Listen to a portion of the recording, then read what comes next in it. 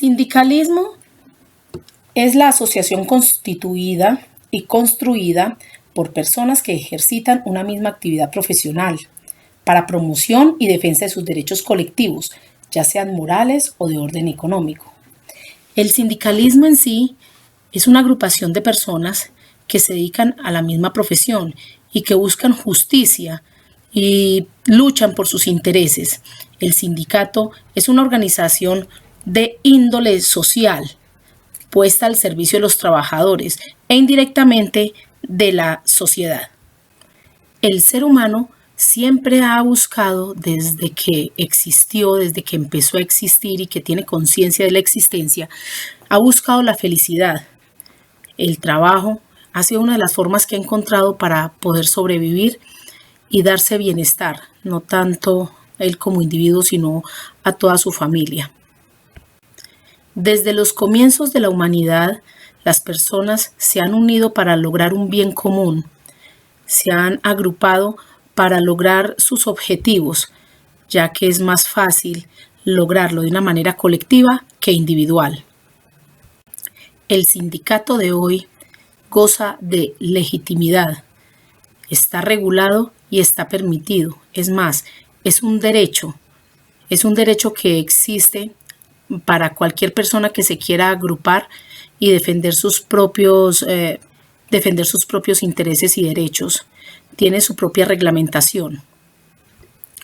Desde la época primitiva, que es el primer periodo de la historia, tenemos que la conciencia social era lo que regía el comportamiento humano.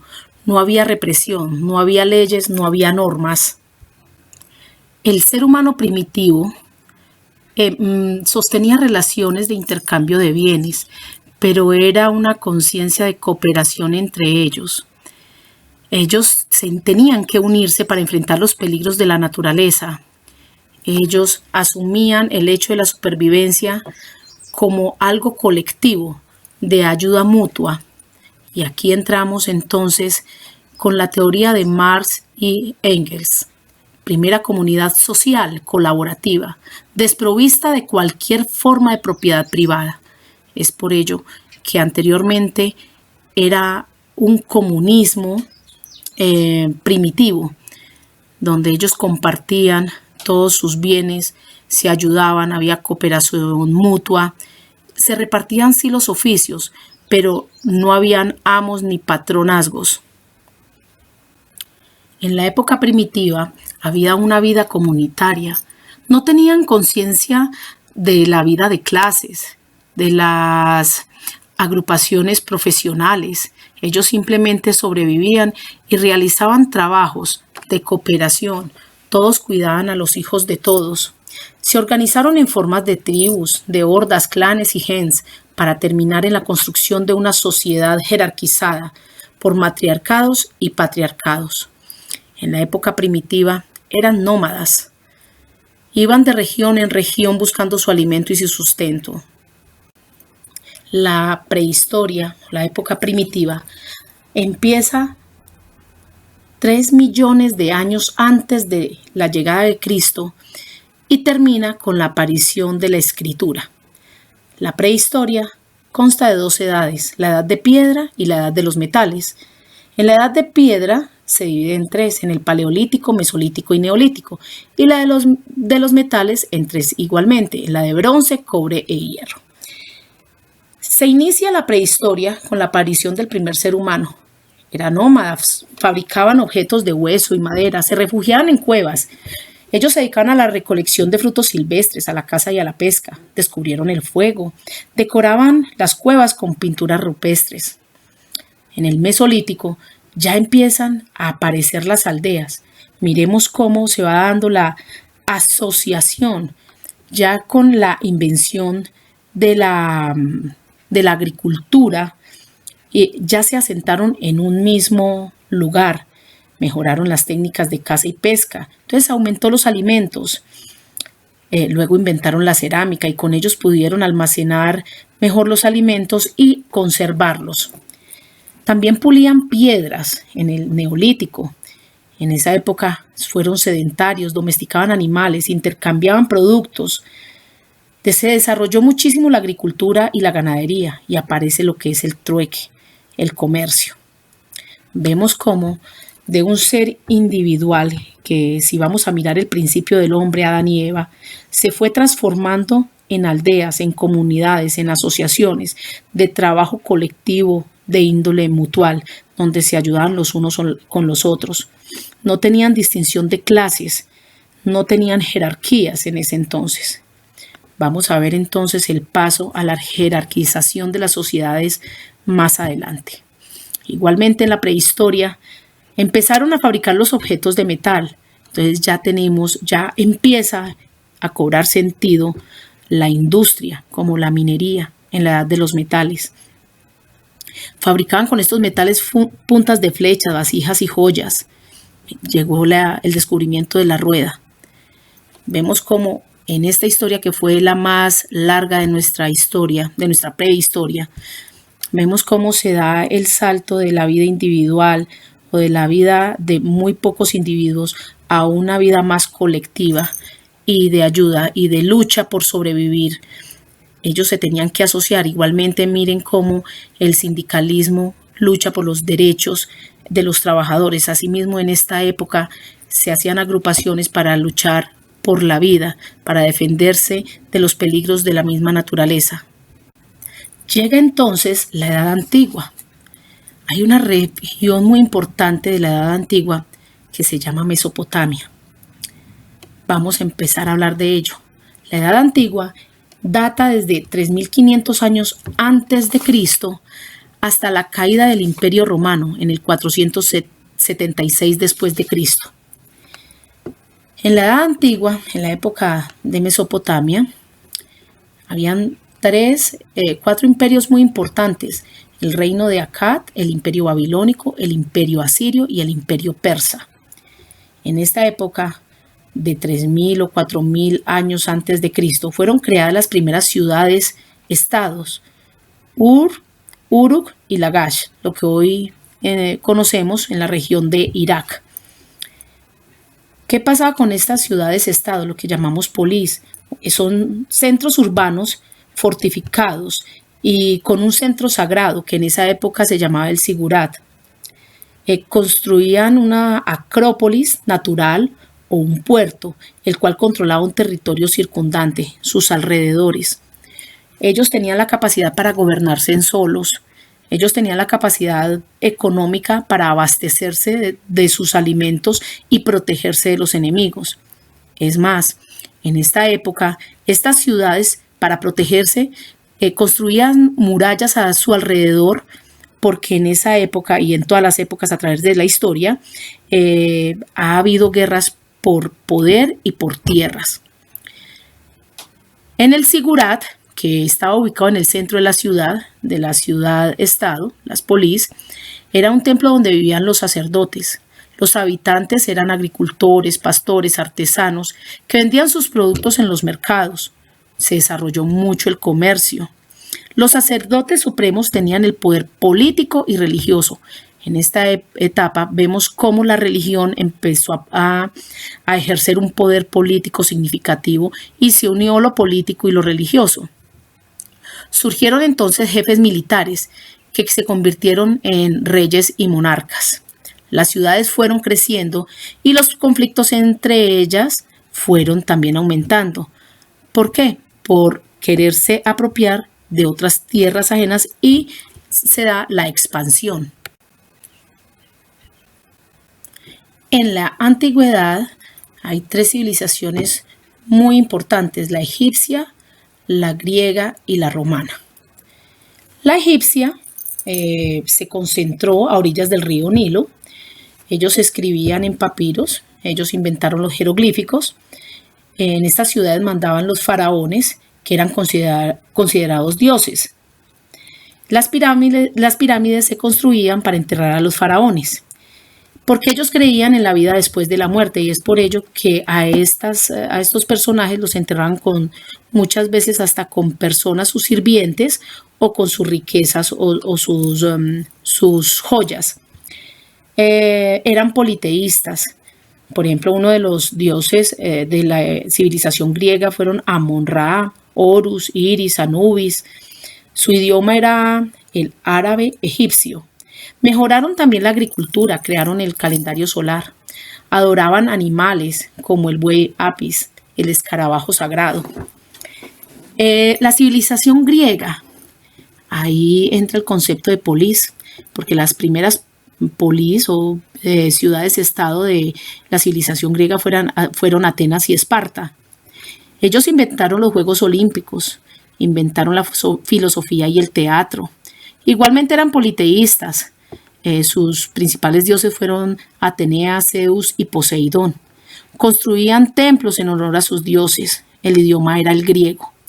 Y pasamos a la civilización romana, el Gran Imperio Romano. El Gran Imperio Romano se extendió por el Mediterráneo. Ellos tenían sus clases sociales, los patricios, esclavos y plebeyos. Construyeron muchas estructuras a nivel arquitectónico, tuvieron muchos avances y alguna cosa en particular, un rasgo particular era que eran construidos en formas de arcos, eran politeístas. Su idioma era el latín y el español. Hasta el año 476, con la caída del Imperio Romano. La Iglesia Católica coge relevancia cuando el emperador Constantino se convierte al cristianismo.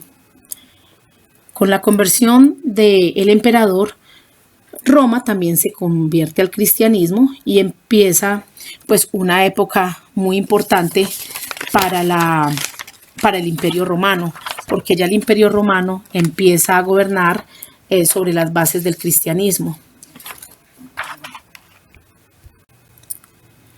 El Imperio Romano fue muy importante para la cultura occidental. De ella heredamos innumerables cosas tales como la escritura, las letras, el derecho, nuestro calendario e incluso la idea de transportar agua de los ríos a las ciudades. Entre los principales aportes del Imperio Romano se destacan el desarrollo de sofisticados sistemas de carreteras. Y este desarrollo de carreteras ayudó o catapultó la expansión del imperio por toda su región. El sistema de leyes que fue la base del sistema jurídico de la actualidad, el calendario juliado creado por Julio César en el 46 antes de Cristo, fue realmente las bases de nuestro sistema jurídico de muchos países, en especial el de Colombia. Muchos países de América Latina se basan su legislación en el derecho romano. En la época antigua, que data del siglo IV a.C. hasta el 476 después de Cristo, la sociedad se caracteriza por las agrupaciones que se hacen, que se organizan en organismos corporativos. En el tiempo del rey Salomón, son agrupaciones de agricultores, pastores, navegantes, artesanos. Esas asociaciones de trabajadores se mezclan los intereses profesionales con los particulares. El trabajo es considerado como para los hombres sin libertad. Es más, Platón y Aristóteles manifestaban que sentían repudio hacia las actividades materiales. En el digesto, en la ley Solón, para las congregaciones nautas y barqueros, pues fue la primera referencia legal de la categoría profesional. Vemos entonces como desde esta época también las asociaciones son legalmente constituidas y son aceptadas. Y estas asociaciones luchaban para mejorar la calidad de vida de sus integrantes. Vemos entonces como en el Imperio Romano el trabajo era servil. También habían congregaciones de artesanos de carácter religioso y mutual, o sea, de ayuda, se ayudaban entre ellos. Surgió entonces esto, se llamaba asociacionismo en la antigüedad. Surgieron entonces las 12 tablas en el año 150 a.C. Ellas autorizaron los colegios gremiales y también le concedieron el derecho de regirse por ellos mismos. También la ley Julia en el año 50 a.C. reglamentó las organizaciones de colegios. Eran de carácter religioso, y también de oficios. Estas agremiaciones, esas agrupaciones, estos colegios empezaron a tener una fuerza muy notable y obviamente se convirtieron en una fuerza social. Al ver los que dirigían a Roma que estas agrupaciones tenían una fuerza social, que influían mucho en toda la comunidad y que agrupaban muchas personas, empezaron a perseguirlos. Pese a las restricciones que sufrieron estos colegios en el 67 a.C. y las decretadas después por César Augusto, estas agremiaciones, estos colegios se multiplicaron, estas corporaciones se convirtieron en una fuerza social que fue imposible de opacar. Surgen también entonces las magistraturas. Eran cargos para desempeñar funciones relacionadas con la administración y dirección política de las ciudades. Había magistraturas mayores y menores. Las magistraturas mayores estaban el consulado, la pretura y la censura. Y las menores, la edilidad y la cuestura. Surgieron entonces formas políticas. De ciudad se convirtieron a imperio. ¿Por qué? Porque estas ciudades empezaron a crecer, a conquistar más territorio, a pelearse. De hecho, en esa época surgieron muchísimas guerras precisamente para la conquista de mayores territorios, de grandes extensiones de tierra, y estas ciudades se convirtieron en imperios. Uno de los imperios más fortalecidos fue el romano.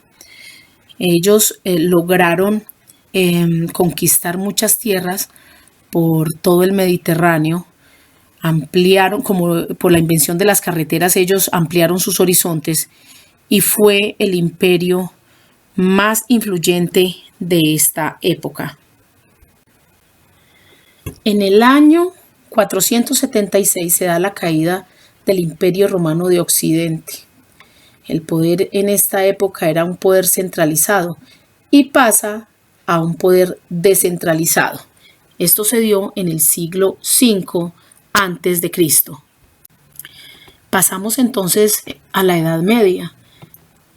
La Edad Media duró 1000 años aproximadamente, desde el siglo V hasta el siglo XV, con la caída del Imperio Romano de Oriente. En esta época, pues habían dos épocas en la Edad Media, la Alta Edad Media y la Baja Edad Media. La Alta Edad Media abarca desde el siglo V hasta el siglo X y la Baja Edad Media desde el siglo XI hasta el siglo XV. En el año 620 aparece la figura de Mahoma, los califas, la religión islámica. En esta época la producción en el medioevo era una producción feudal, grandes extensiones de tierra con un único dueño y habían sirvientes, personas que cultivaban la tierra, tenían su casa, tomaban como una especie de alquiler en esa tierra, en esa propiedad, la podían producir y tenían que darle parte de sus ganancias al dueño del predio de mayor extensión. Le daban sus ganancias, pero ellos tenían la posibilidad o tenían el derecho de tener su propio territorio, de cultivarlo y de producir. Sin embargo, los aportes de estas personas al rey no eran directas, sino indirectas, porque ellos tenían que darle la participación en sus ganancias al señor feudal. Y el señor feudal al mismo tiempo entonces tributaba al rey. En esta época hubo un mestizaje, o sea, un cruce de culturas, la cultura cristiana y la cultura islámica. Europa entonces se dividió en dos, en Europa occidental y en la oriental. Allí habían pueblos germanos bárbaros. Estos pueblos germanos eran pueblos del norte de Europa que hablaban germano y los bárbaros eran un pueblo que no pertenecía al Imperio Romano, quienes ayudaron a su desintegración. El derecho romano y el cristianismo se unieron entonces y formaron una unidad. Por el otro lado está el el bizantino, que la capital era Constantinopla. Hablaban griego. Se dedicaron a cristianizar los pueblos que ellos iban conquistando. Lo conformaban los serbios, los búlgaros y los rusos.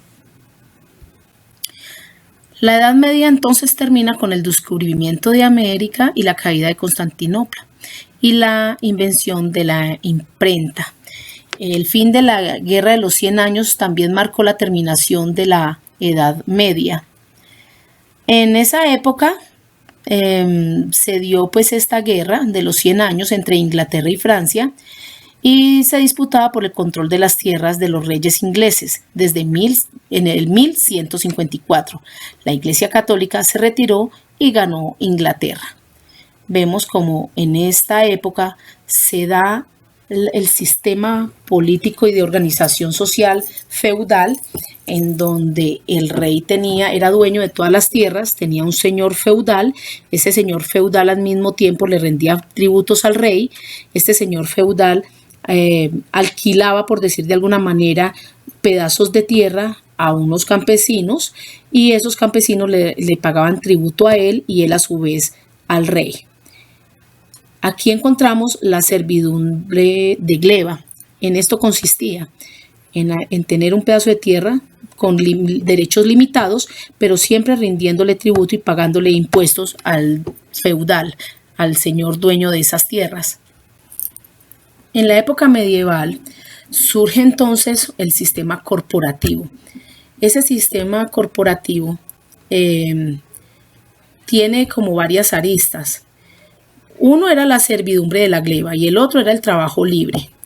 Eso se llama pues un fenómeno laboral que surgió en la época medieval, porque algunos trabajaban libremente, pero otros tenían que rendir tributo porque en esa época era el sistema feudal. O sea que en sí las personas no eran total.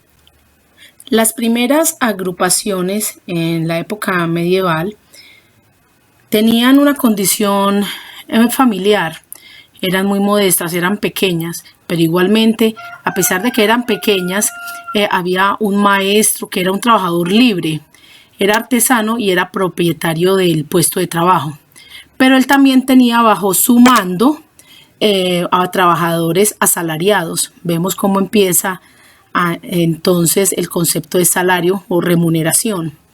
Los aprendices del oficio, estos no eran remunerados por los servicios que prestaban porque se suponía que estaban aprendiendo y con solamente el hecho de aprender le estaban pagando lo que hacían. Estos aspiraban a la categoría de compañeros. Entonces vemos tres categorías: los aprendices, los compañeros y el maestro. Entonces ya vemos un poder jerárquico dentro de las corporaciones de trabajo. Observamos cómo esta estructura fue el inicio a lo que vemos como hoy, como los niveles a nivel laboral en la vida de hoy. En esa época era el maestro, el jefe de la empresa, el que pagaba a los servicios al oficial, y el aprendiz, que simplemente no le pagaban por su oficio, sino que aprendían solamente para subir o para escalar al nivel oficial. Estas corporaciones eran asociaciones de maestros, que estas asociaciones de maestros tenían sus subalternos o sus subordinados, que eran los compañeros y los aprendices, ¿no? Estas agremiaciones tenían pues agremiados, que ellos luchaban por un beneficio de sus integrantes. Por ejemplo, le proporcionaban seguridad material y espiritual a los miembros de la familia del profesional o de la persona que trabajaba. Protegía a los compañeros en época de crisis. Los protegió también de la desocupación y el desempleo. También les daban como una capacitación a nivel técnico.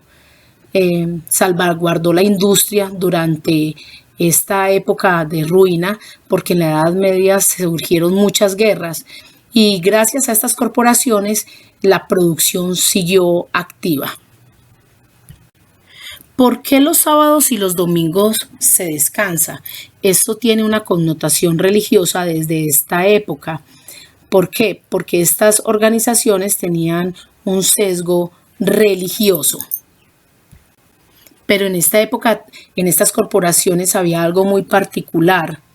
Se interponían proporcionalmente la exigencia de los salarios mínimos para el operario y el salario máximo era una obligación. Entonces, los que tenían el poder, los dueños de estos talleres, era una obligación pagarles mucho, pero para los subalternos, ellos tenían que luchar para exigir, para que se les cumpliera una remuneración que les fuera suficiente para la manutención de su hogar. Al mismo tiempo, estas corporaciones limitaron la libre iniciativa porque marcaron una gran diferencia entre los integrantes y los operarios que no estaban afiliados. Esto causó como una disparidad entre esas dos clases de personas, los que integraban las corporaciones que tenían sus beneficios y los que no estaban afiliados. ¿Por qué? Porque los que sí estaban afiliados en esta época difícil de las guerras, ellos contaban con el monopolio de los empleos. Entonces sus integrantes estaban fijos, tenían empleos fijos, en cambio los no afiliados sufrían demasiado. Esto, unido al pauperismo y a la insuficiencia salarial, dio origen al nacimiento de las asociaciones de oficiales. Y con este nacimiento de la asociación de oficiales, que tuvo su declive después de 5 siglos. ¿Por qué se dio la asociación de oficiales? La contratación de mano de obra a bajo precio, monopolizaban el empleo, y esto ayudó como a esa guerra y a que este sistema no funcionara de la mejor manera y a que se acabara, ¿no? Las aportaciones del régimen corporativo dieron origen al derecho del trabajo y al derecho sindical. Vemos entonces cómo se transformó desde la época primitiva estas comunidades sociales colaborativas que eran desprovistas de propiedad privada y se convirtieron a través del tiempo en corporaciones regidas por normas y leyes que, si bien es cierto, se unían para colaborarse, pero eran también excluyentes al mismo tiempo. En conclusión, tenemos que en la época medieval el feudalismo fue un sistema de organización social y político con el fin de que los nobles conservaran sus tierras trabajadas por los esclavos, quienes comenzarían a pagar tributos. También en la época medieval surgieron los gremios, eran de ámbito urbano y comenzaban a constituirse asociaciones de personas dedicadas a una misma labor. Sin embargo, la disparidad de sueldo, la dificultad al acceso a la carrera profesional, a los ascensos y al monopolio de los empleos, vino el declive de estas agremiaciones en esta época. Con el Tratado de Westfalia se da paso a organizaciones territoriales definidas en torno a un gobierno que reconocía sus límites y poder. Esto es lo que se llama Estado-Nación. Pasamos entonces a la modernidad, que inicia con la caída de Constantinopla y termina con la Revolución Francesa. Tenemos que la Revolución industrial va desde 1760 a 1840. Empiezan entonces las transformaciones a nivel económico y social, porque llega la tecnología. El descubrimiento geográfico de nuevos lugares, el descubrimiento de algunas tecnologías, la insuficiencia de capacidad productiva, el desplazamiento de sus métodos por la moderna producción industrial, el maquinismo, la situación de mano de obra, el reemplazo de esta mano de obra por las máquinas, la exigencia de mucho capital para la instalación y funcionamiento del nuevo sistema, y las críticas de filósofos y economistas al monopolio profesional originaron la disolución de la organización gremial en la época moderna. Surgieron entonces las asociaciones obreras.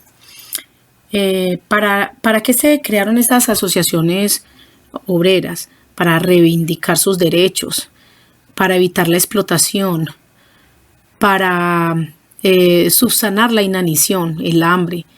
Pero ellas tenían, en esa época las condiciones laborales eran extremas, eran jornadas excesivas, sus salarios eran mínimos. Vemos cómo esto dio origen también a la revolución industrial, algo que pasa en la actualidad con tantas protestas y con los trabajadores peleando por un salario mínimo, y ese salario mínimo no alcanza para lo vital. Entonces miramos cómo desde esta época inicia estas asociaciones obreras para reclamar sus derechos. En esta época se da el surgimiento del sindicalismo. Se origina entonces con la revolución industrial. Para los trabajadores el Estado era el opositor. ¿Por qué? Porque estas organizaciones obreras luchaban para exigirle reivindicaciones salariales. Pero como uno no tenía fuerza, un solo individuo, entonces buscaron la fuerza en la unión, en la posibilidad de asociarse, en la defensa de sus intereses. Y por eso el gobierno se les oponía al no permitir estas dichas asociaciones. Igualmente ocurrió con la Revolución Francesa. La Revolución Francesa termina con el feudalismo, puso fin a la monarquía de Luis XV y sentó las bases de los derechos humanos. Las personas acomodadas que lograban tener propiedades y capital conformaron la burguesía, y esta ganó relevancia. Hasta antes de 1824 los sindicatos eran ilegales, pero a partir de esta época llegó la legalidad para los sindicatos. El Parlamento de Inglaterra reconoce el derecho de organización profesional de los trabajadores. Entonces empieza la nueva etapa del sindicalismo, que pasó de lo clandestino a lo legal. Entonces empieza una nueva época, la contemporánea, que va desde 1789 con la Revolución Francesa hasta la actualidad. Entonces viene la integración de la legislación social moderna, donde el sindicalismo existía de hecho y no de derecho, y estaba dirigido los objetivos sindicales a lograr estas conquistas de legalidad. Esta lucha social y política y jurídica, obviamente, fue una de las premisas de la Revolución Francesa. El auge de las ideas contenidas en el manifiesto comunista de Carlos Marx y Federico Engels, y hacia la segunda mitad del siglo XIX, las mayorías de las legislaciones europeas suprimen el delito de la coalición, hasta llegar expresamente al derecho de la asociación obrera. Se tuvo pues que dar un salto y una interacción entre la gran industria y la afirmación del movimiento obrero. Empezó entonces un movimiento no solamente de trabajadores, sino de la prensa, de la sociedad en general, que clamaban por una reforma. Ya empezaron entonces las críticas a los gobiernos y exigían una modificación de las leyes que prohibían los sindicatos. La lucha de los trabajadores continúa, y en 1871 en Inglaterra se promulgan disposiciones que permiten la constitución de asociaciones, y en Francia en el año de 1879 se constituye la Federación de Trabajadores Socialistas, y en 1884 se reconoce expresamente la legalidad de los sindicatos con diversas limitaciones. Con el auge de estas asociaciones y con la presión de toda la sociedad, el Estado debe intervenir y legalizarlo, reglamentarlo para que sea una política social y un derecho fundamental a la libre asociación. Allí surge entonces la evolución del derecho sindical y del trabajo. En esta época, cuando el sistema de producción es capitalista y se llega a un acuerdo con estas organizaciones sociales, profesionales, asumen una estrecha relación con el Estado y surgen entonces dos vertientes, las del sindicalismo coayudante y la vertiente del sindicalismo revolucionario. Ambas vertientes luchan por el equilibrio entre la mano de obra y la remuneración que tiene esta mano de obra, y también buscan la justicia social. Eso es algo en común, pero el sindicalismo revolucionario basó sus cimientos en los conceptos marxistas y de Engels. Marx y Engels hacen una crítica sistemática del orden establecido y el descubrimiento de las teorías que conducirían a su superación. Ellos hablaban de una asociación voluntaria. Los sindicatos también representan límites, pero se enfrentan al poder de la burguesía y se enfrentan también al nivel de sus salarios, que eran muy paupérrimos. La protesta contra las condiciones inhumanas de la clase proletaria era innegable porque no alcanzaban sus recursos para vivir dignamente. Esto es lo que llama pauperidad de sus salarios. Entonces empiezan las huelgas. Ellos decían que a pesar de que las luchas no pudieran extenderse en el tiempo ni me permitieran modificar las condiciones, las huelgas eran verdaderas escuelas de guerra y cumplían con una función de preparar a los trabajadores para los enfrentamientos futuros. O sea que ellos no veían esto como sucesos aislados, sino que un proceso que se vería sus resultados a través del tiempo. Eran herramientas para que los trabajadores maduraban su enfrentamiento, era inevitable con el capital. Entonces vemos desde esta época cómo esos pensamientos de estos autores influyeron enormemente en la actualidad. El marxismo centra su posición en la lucha de clases. Siempre va a haber una clase dominante y una clase dominada, y esto se puede evadir o se puede eliminar por medio de la revolución. También centraba sus pensamientos en la teoría de la plusvalía, que consiste en que el obrero percibe un salario muy inferior al valor creado por su trabajo. Es una etapa de transición en la que el proletario, organización de un partido, concentra todo el poder mientras que se establece la sociedad comunista. Esto es lo que llama dictadura del proletariado. Entonces miremos cómo estos pensamientos han permeado todas las sociedades, en especial latinoamericana, y en estos tiempos. Marx, a nivel conceptual, aportó grandes ideas. Por ejemplo, la preparación política del proletariado en su batalla futura. Volvemos a lo anterior. Él decía que la clase obrera se tenía que capacitar, tenía que hacer huelgas, pero que era un proceso hacia la parte futura para ingresar en el mundo de la política. Él también decía que el capitalista usaba su poder de dirección en la producción como un arma contra las demandas obreras. Entonces vemos que ya empezamos a hablar de armas, de revolución, de guerra, de confrontación de clases. El Manifiesto Comunista, publicado por primera vez en enero de 1848, donde Marx y Engels les explican esquemáticamente el desarrollo histórico del proletariado y las novedades implicadas para las clases oprimidas con la industrialización. También Marx decía que los obreros empiezan a formar asociaciones contra los burgueses, se unen para mantener el nivel de sus salarios, fundan asociaciones permanentes para prever de antemano las revueltas ocasionales.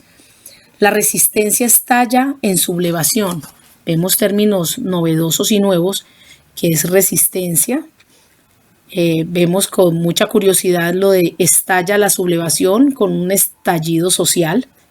El verdadero futuro de sus luchas reside en el resultado inmediato, no reside en su resultado inmediato, sino en el crecimiento constante de la Unión Obrera.